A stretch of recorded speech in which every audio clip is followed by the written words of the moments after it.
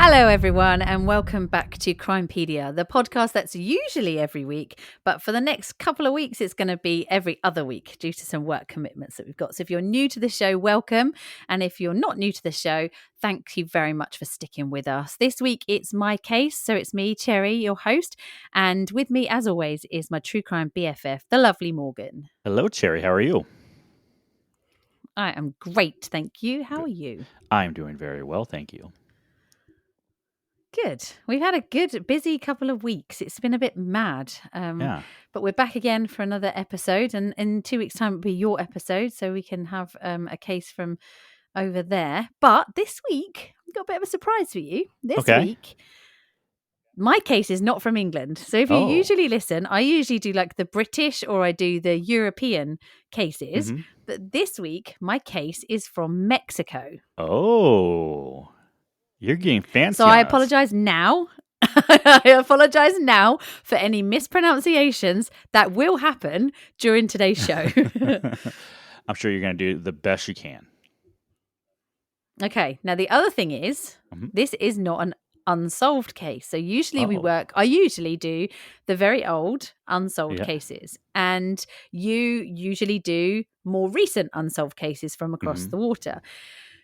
This week, when I was researching, this woman's name popped up and I Googled her name and I honestly read for hours about this woman. She is, I think, one of the most admirable women I think I've ever read about. She is fantastic. And I wanted to make sure that if nothing else on this podcast, if people remember nothing else about it, as long as they remember this woman's name, then I will be really, really happy.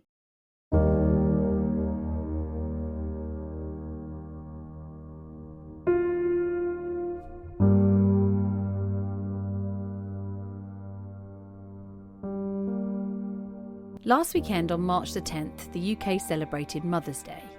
They say that there's nothing like a mother's love. When you have a child, you vow to love them and protect them for the rest of your life. One woman took that vow so seriously that she came up against some of the most dangerous people in Mexico, often only armed with a gun, a fake ID and a disguise.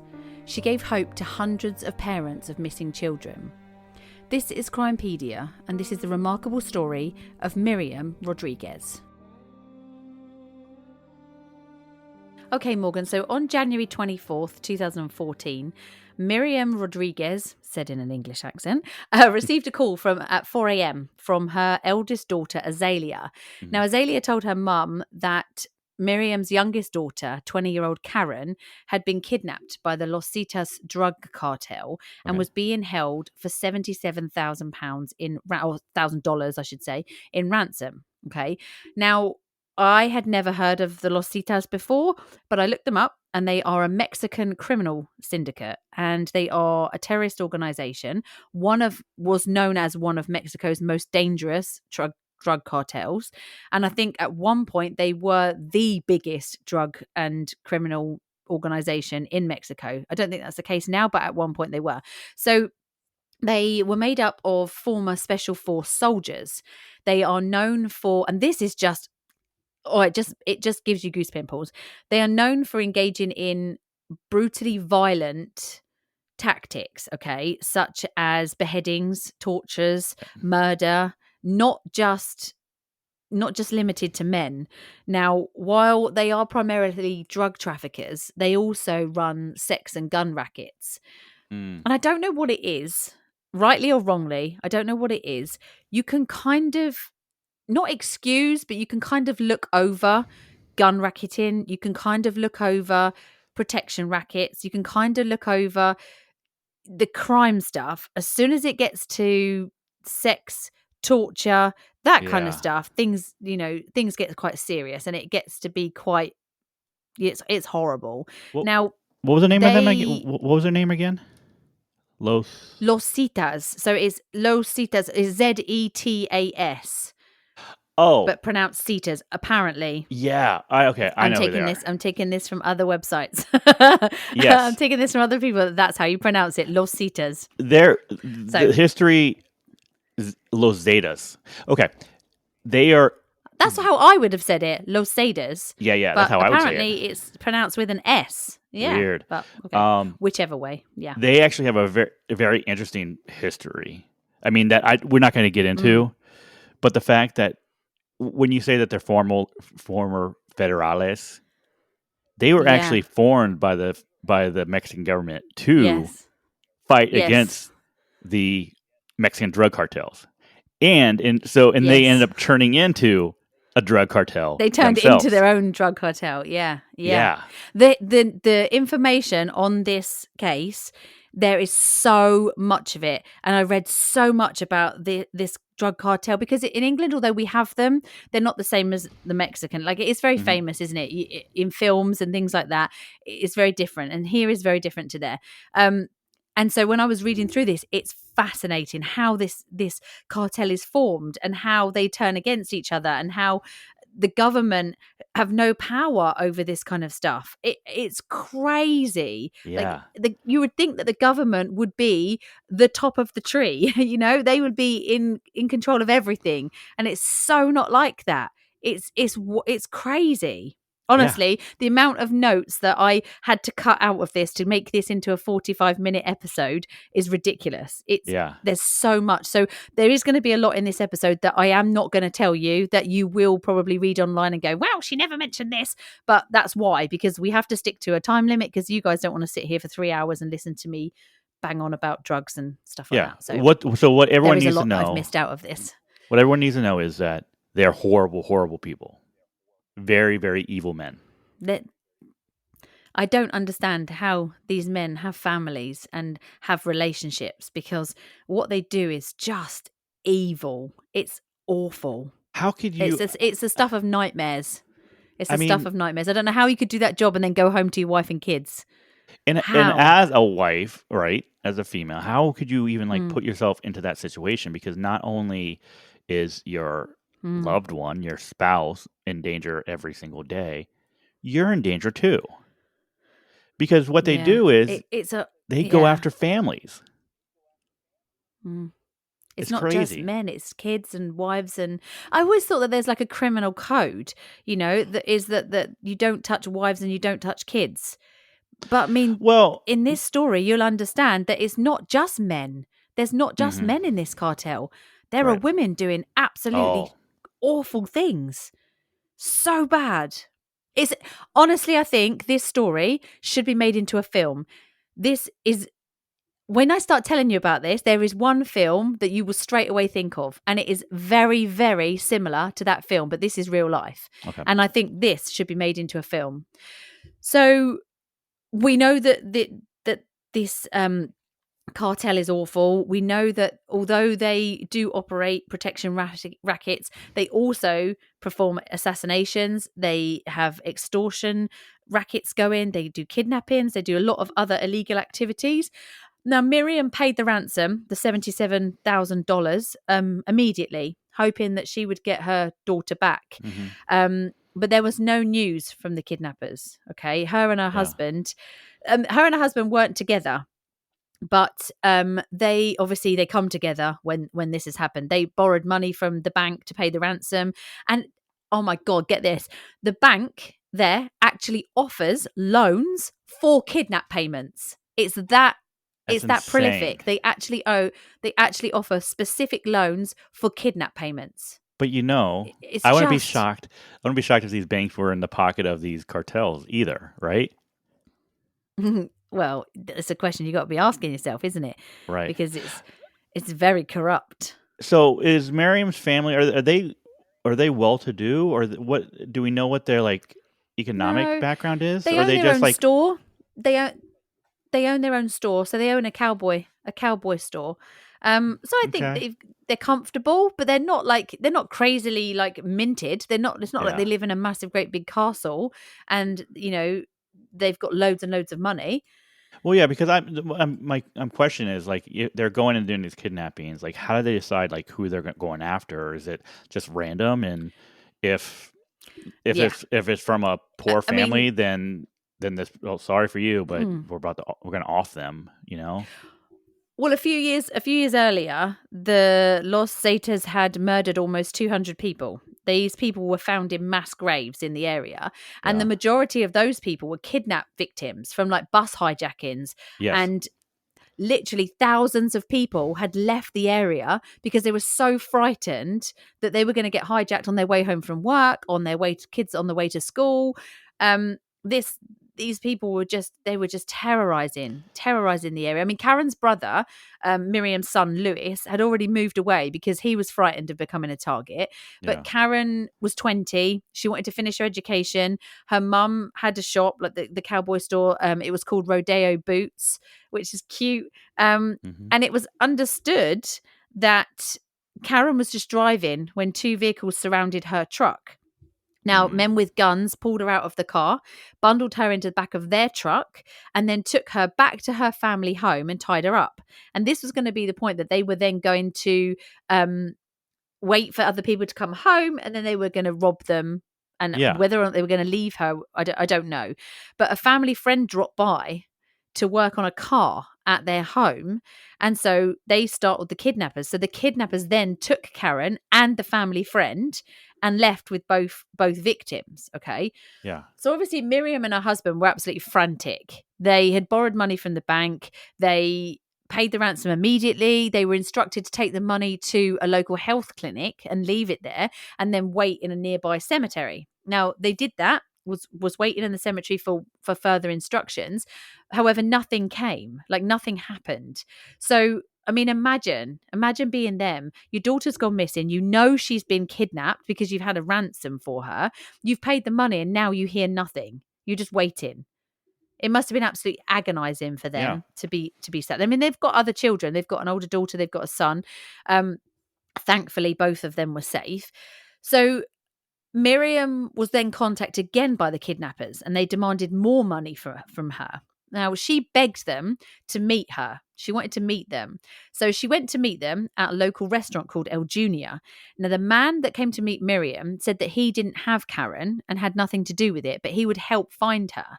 So she paid the kidnappers a further $2,000 and then heard nothing from them again, heard nothing from this man. Now, I understand that this man was wearing like some kind of radio or some kind of phone, and she could hear communications on this radio, and that she believed the man was called Sama.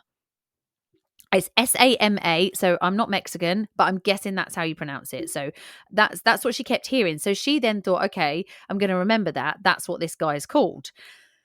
They then called her again and asked for a further $500. Now, this is quite a low amount. So I'm thinking, to me personally, I'm thinking, is this a massive cartel? Is this like a smaller Hmm. operation that are just getting money from her? Because $500 is not very much compared to Yeah. 77,000, So they never called again after that, and there was no news on where Karen was.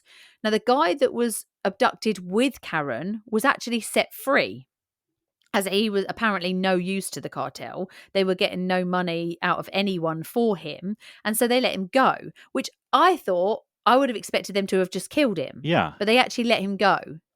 And my little suspicious little mind is sort of going off there thinking, really? Yeah. That's really If he's of no strange. use, wouldn't they just Off them. execute Yeah. him and chuck him with everybody else? Right. But apparently not. Well, because So here's the thing, and Miriam, because here's a good point, right? Because if they kidnap people and then all of a sudden no one's paying them money, and because they know, oh, we're not going to pay yeah, them, then they're going to release them.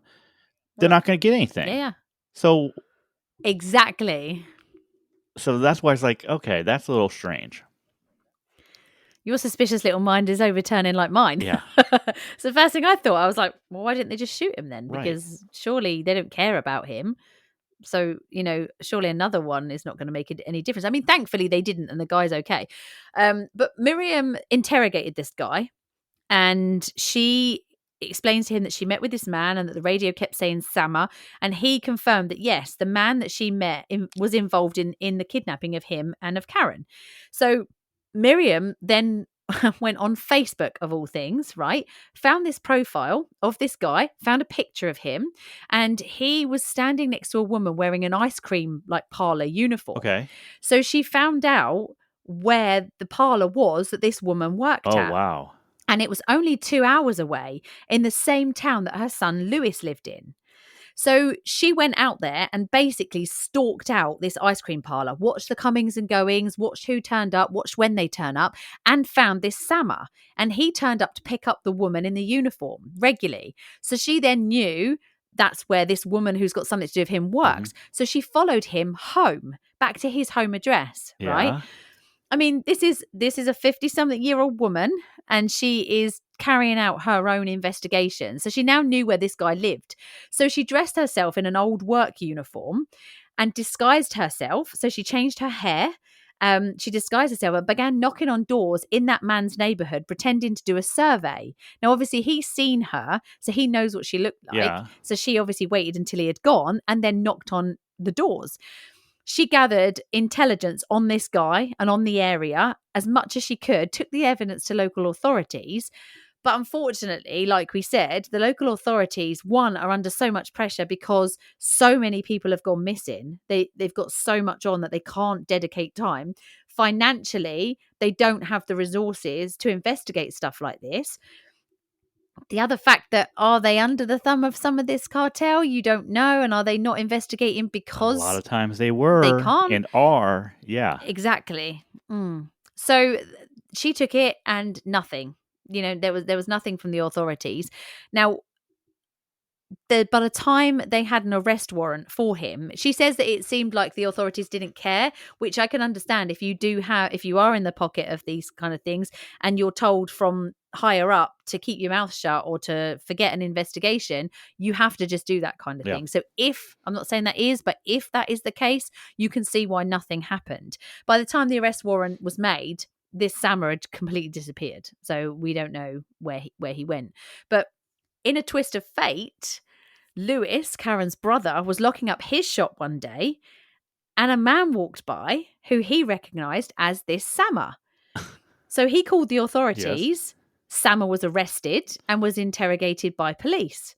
So he then revealed details of Karen's abduction and the people that were involved in Karen's abduction. Okay. So Sama named a guy called, here we go, Zapata Gonzalez. The Gonzalez I can do. The Zapata, not so sure, but that's what he was called. He was 18. Okay. Authorities allowed Miriam to talk to him. Now, she was so nice to him that he felt really guilty, and he eventually told Miriam where Karen was being kept. So Karen obviously is really excited. Yeah. She knows where her daughter is. And so he described this ranch and gave her the location. However, when she got there, the ranch was empty and it was completely full of bullet holes. So there'd been some kind of altercation there where things were not good. Something's gone down and the place is deserted. Unfortunately, when she was looking around, she was searching the area because she was desperate to find out where her daughter was. She's kind of got it in her head that she's going to get there and she's going to be there. And unfortunately, she finds Karen's scarf. Okay. So she knows her daughter's been there. She knows that. She calls the police. They go out there to see her and they search the location. Now, when they searched the location, they found dozens of bodies scattered all around this property, buried in graves here, there, and everywhere. So Miriam pleaded with authorities to keep searching that area. Now, on a second search, they find part of a femur bone, which they eventually test, and months later it comes back that it is indeed Karen's femur. So Miriam now knows that Karen's dead, and she's not going to get her daughter back. But now what fuels her is that she wants her daughter back to bury. She wants a place to go to see her daughter and to lay her daughter at rest. All she's got is one bone. Now, we know how many bones there are in the human body, and there's a lot missing. So she pleads with authorities. I mean, when she gets there, there's like a noose in a tree. It's like, when she describes it, it sounds terrible. It's an old, dilapidated ranch. There's a noose hanging from the tree. There's areas that looks nefarious, that things have gone down there. And then they find all these bodies, and then they find a bone that belongs to her daughter. The ranch kind of leads Miriam to more of the cartel, because whilst the searching was going on, her and her daughter ate at a restaurant close to this ranch, because you got to eat. So when she went in there, she recognized one of the waitresses, a lady called Elvia Uliza. Okay. She knew Elvia, and she'd known her for years, but she noticed when she was talking to Elvia that she started to be a bit weird. She started to be a bit vague with her and a bit off. And Miriam said to her daughter, "That's really strange. She's never acted like that, like, to me before. I wonder if she knows something. Like, this is a bit weird. I mean, she's just down the road from where this has all happened. Do you think she might know something?" So her daughter's like, says, "Well, yeah, maybe." Okay, so she has to know. She has to. Miriam found out that Elvia had been dating one of the kidnappers who was already in prison. Okay. She found out that the calls to Miriam's address had been made by kidnappers from Elvia's home. Oh. So Elvia was well and truly involved in all of this. And, well, you say that, we say that, but when you look at that situation, if she's dating somebody who's very, very dangerous, she's not going to stand there and say, "No, you can't use my phone because I don't agree with what you're doing." Right. It's not going to happen, is it? So whether or not she knew that it was, at the time, she knew it was Karen, Miriam's daughter, we don't know. But she did know afterwards. She was a participant. She knew afterwards. Yeah, she was a participant, whether or not willingly, So she knew. She had information that, and obviously, Miriam, she knew that it was Miriam's daughter. If she's coming in and she's acting weird, so she knew. She's like, and so she knew. She's being nice to this woman, but she knows, like, I mean, woman to woman, you need to say something, don't you? How could you be serving someone, whatever, serving someone on a semi-regular basis, smiling, being friendly, knowing that I know where your daughter is. And this woman's frantically looking for her daughter, and I mean, that's a piece of work right there. Yeah. So for the best part of a year, Miriam had begged and threatened the officials that were in charge of processing DNA of the human remains at the ranch. The vast majority of other victims had just seemingly disappeared, and there are hundreds and hundreds of parents that are looking for their child, looking for their family members, and unlike them, who their families are just missing, she now knows where her daughter had been killed and buried. So she knows what happened to her daughter. She knows where. And it had been a few months later, in July time, when forensic specialists discovered 3 more ribs in the earth at the ranch. Okay. Yeah. When they tested those, forensic evidence testing, although on TV shows it's very quickly and they get the results back within like an hour, we know it takes months and sometimes years for forensic investigation stuff to come back. Even though we're really far ahead with our, forensics now, it still isn't a quick process. And she campaigned to the government to assign a forensic analyst to the case, or an analyst. Not analysis, an analyst to the case. Yes. I'm turning into you. So she had campaigned with the government to do this, and they did. But the process of we've talked about this, the process of interviewing, finding, promoting, or getting somebody in this position took months. And so she's fighting with all these different officials and all these government bodies to try and get this case looked at by proper special experts. Right. And on January the 7th, 2015, the state laboratory reported a positive match with Miriam's and Lewis's DNA profiles to those 3 ribs. So we now have a femur bone and 3 ribs of Karen's. So this poor woman is finding her daughter bit by bit. And that sounds ridiculous to say and horrific. It does, because it's horrific. Normally you would think, if you kill someone and you bury them, you're going to find everything right there. Knowing that they're finding bits and pieces here and there is the absolute worst, right? Because we know what that means, right? That means that she's in different parts. Yeah, she's in. Needless to say, so it's like what did they do to this girl? It's horrific. Just the thought. And that's got to play on your mind as a parent or as a family member or a friend of that person. Everybody wants their family and friends to have a peaceful fall asleep and die in your sleep death. Everybody wants that. When you look at the facts of this case, it's just it couldn't be worse. It couldn't. That poor woman, it must have been going round and round in her head. Her daughter had an absolutely horrific ending. It must be awful for her. It's more than murder in this case. This is desecration of a body. Yeah. Why? Yeah. And why? Why?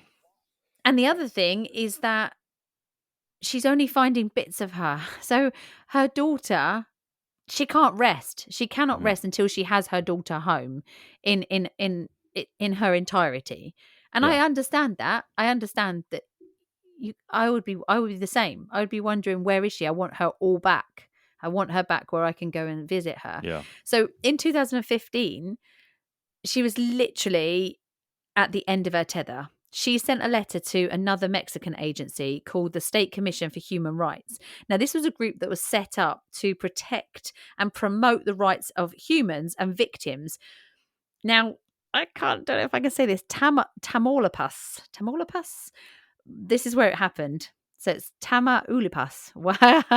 Tamaulipas. Tamaulipas is how I'm going to pronounce it. Let's go with it. So if you're Mexican and you're hearing this, you're probably cringing and, wanting me to shut up right now. But that's the place. I'm not saying it again. Tamaulipas. Yeah, there you go. That's where it is. Okay. So this is where the ranch was, and this is the area that they lived in. Now, in reality, this agency basically just recorded these violations. They didn't actually do anything about it. They just produced documents of all of these different violations. They didn't do anything to stop or help promote, human rights. They literally just documented what was going on. So that they were of no use whatsoever. So people like Miriam wrote complaints to the commission to create records so that there was this actual record with this human rights group to give to the government. So the more complaints they got, the more records they got, the more the government could then see just what a grand scale all this is in. Miriam told them that she was completely frustrated with the government's lack of response and that she had been on and on at them and literally had nothing back. They were doing nothing. She recounted every time she asked investigators if they had any news, any more news on the remains at the ranch, any more remains that had been found on the ranch, because they didn't find the ribs on the first search. Right. They found the ribs on subsequent searches down the line, so they weren't searching properly, because had they have been, they would have found the ribs the first time round. Right. So her argument is like, okay, it's taken you like 5 digs to find one femur bone and my daughter's ribs, so what else are you going to find? You need to keep going. And they're kind of saying, look, no, we've exhausted our efforts there. We don't need to carry on. And she's obviously frustrated. No, because you found 4 bones of my daughter. There's obviously... And many, many other bodies. Yeah. There is a lot more out there that you still need to find. And they're buried on this piece of land. There was lots of bodies buried on this piece of land. I doubt they're going to go and take her other parts and put them somewhere else, because they're not worried about it. They're just burying them right there. So Miriam understandably wants the rest of her daughter back. Now, she went to great lengths to find her daughter's killers, right? She basically turned into the woman from Taken. Okay, get rid of what's his face, the dad. She basically was him. No FBI training, no police background, no investigative skills to mention. This woman She got fake IDs. She pretended to be a health worker. She pretended to be an election official. She pretended to be friends of the gang members, which helped her get close to the gang members' family, right? Their family. She spoke to their neighbors, their cousins, their employers. All these people gave her, because she was like a 50-year-old cute little woman, they gave her all this information on this cartel and the people that were involved in her daughter's like abduction and murder. This is She really dangerous basically stuff. It is, and she gives no shits. She just wants her daughter back, right? Yeah. She gets all these snippets of information which help her build this story about the men that she's hunting. She cut her hair, she dyed her hair, she turned up at their locations, she watched them, she stalked them, she built databases on them, where they worked, where they went, who they were married to. Even while she was campaigning to government officials, she was still carrying out investigations on the names of the kidnappers she was given by Sana, right? She worked her way one by one through the list of names. So next up was a guy called Enrique Flores. Got that one all right. Now, Miriam befriended his grandmother, right? So she made friends with his grandmother to see what information she could find out about the grandson. The grandmother obviously welcomed her with open arms because she weeded her way in and pretended to be a friend. Yeah. She told her that the grandson started to go to church, which church he went to, that he was a born-again Christian. He was like turning his life around. So she goes to church. Miriam's now got a place to find him. So she turns up at the church and watches him over so many weeks, right? She finds him chatting amongst all the church people, and they're all saying these lovely things about him. They've got no idea what he's involved in. Absolutely no idea.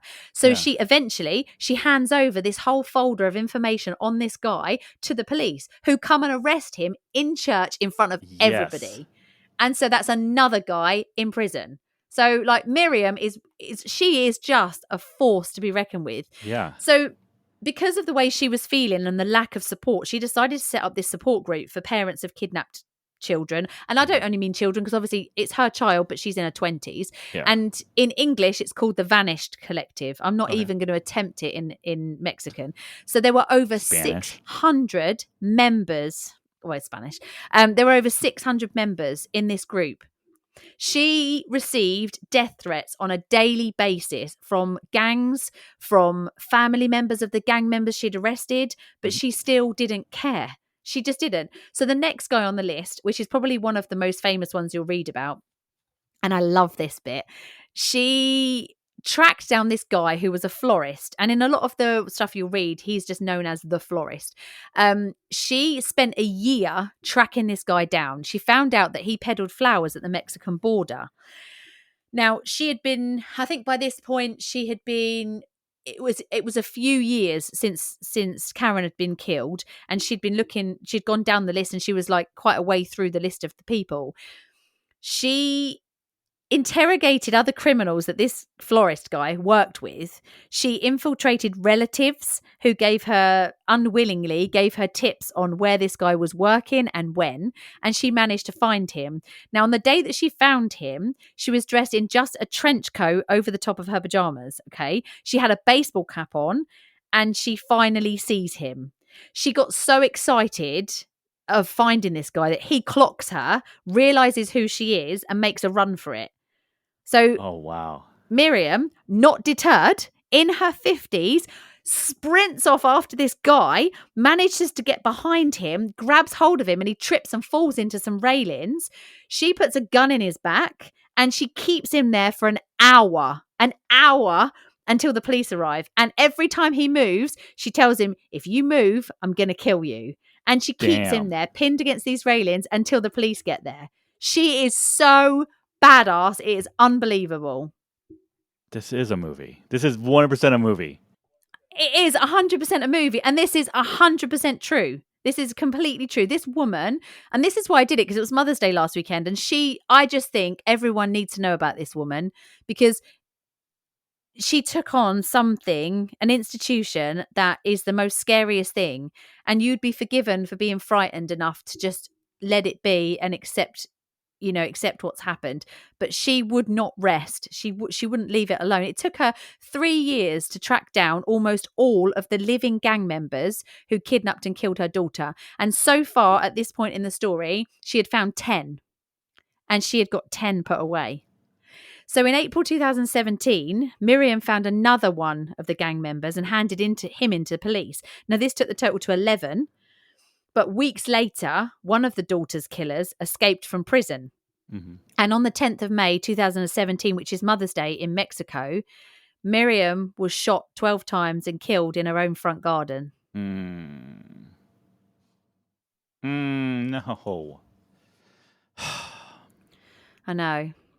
I know. I was gutted when I read that. My eyes just welled up. Absolutely gutted to hear that. Now, even though Miriam's son, Lewis, took over the support group, people obviously, now that they had heard that Miriam was killed and how she was killed, they then started to leave this support group because they were in fear of their own lives. They didn't want to be chasing the cartel anymore because, she was doing it single-handedly. These people were giving her moral support, but nobody was with her doing it. She was doing it on her own. Yeah. They then sort of basically, the fears that they had basically came back again, and they were the thought that they would never see their family members again, because Miriam gave them hope. She was there leading the fight. But even in death, this woman didn't stop, because a month after Miriam died, police arrested a woman in Veracruz, 500 miles from San Fernando. Now, before her death, Miriam believed that this woman was a suspect in Karen's murder and tipped off police. Now, by now, police know Miriam. They know that the leads she gets are pretty damn accurate. And this woman had fled San Fernando to Veracruz with her son.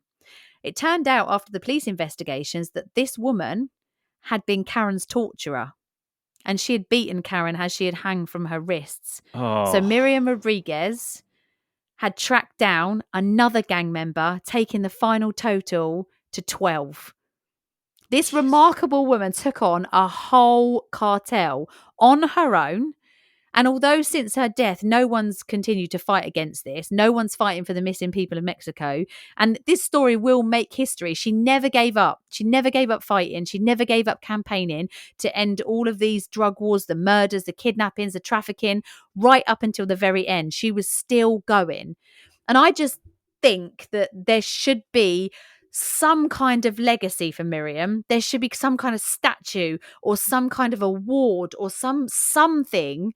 Yeah. Just so that people never forget who this woman is. That is amazing. Because she's done stuff for thousands of people. Yeah. And I thought with Mother's Day being last weekend, this was it's a sad story, but it's also a positive one in that if one woman can do this, what could those 500-600 people in that support group have done together? She was just one woman on her own in her 50s. What could they have done, all 600 of them? If they had had the determination and the tenacity that she had, what could they have done? I know. And they killed her on Mother's Day. They killed her on Mother's Day in her front garden.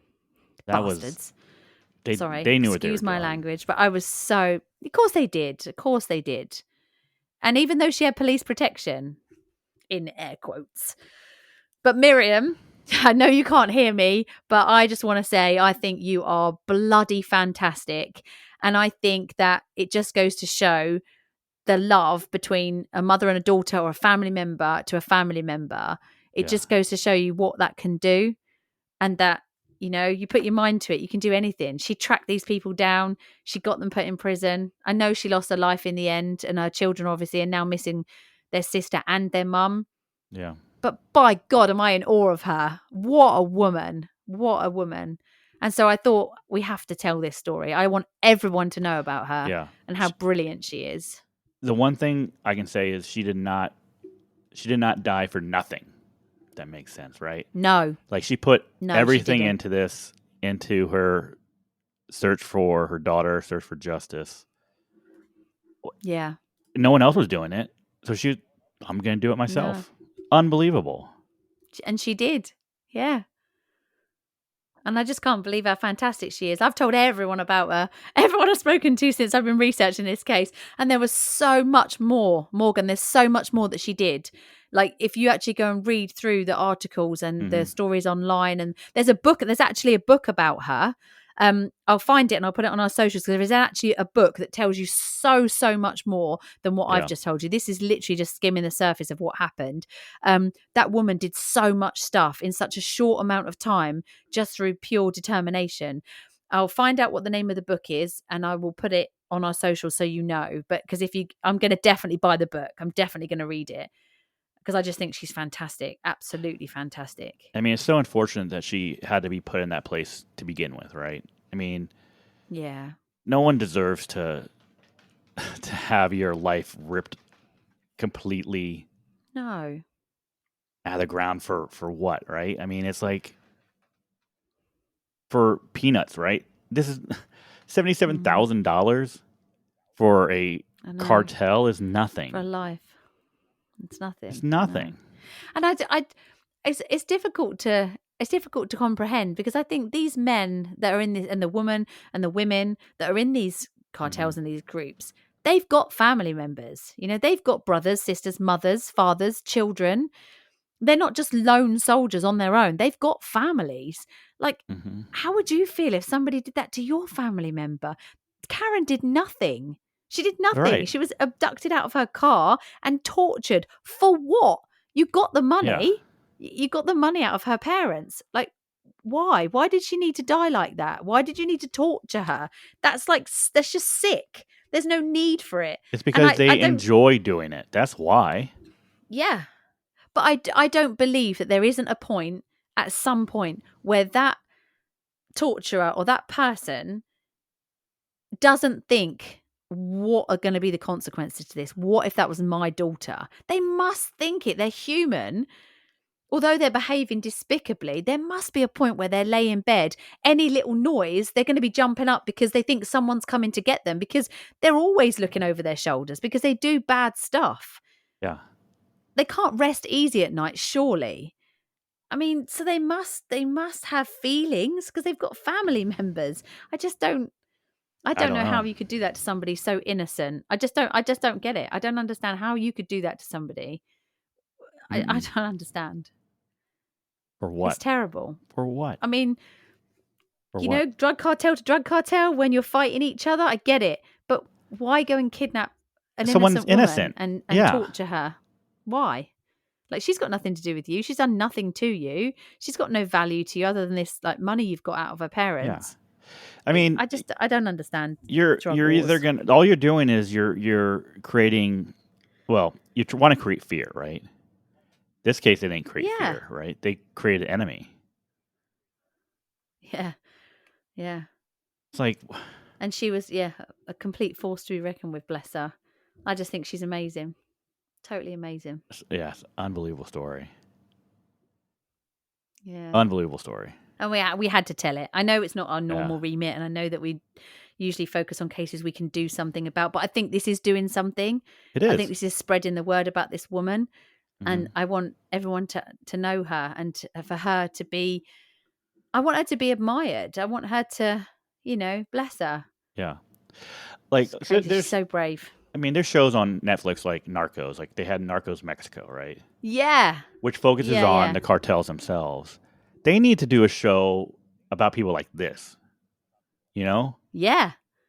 It's like, and also like about the families. I mean, Don't waste glorification on evil individuals, right? Glorify people like Miriam, who deserve it. Yeah. Yeah. And I'm sure there are other Miriams out there, maybe not to the extent that she went to, but I'm sure there are other people that are trying to fight this and are trying to make the world a better place, that are doing really, really good things. I mean, did you ever see the TV series Mob Wives?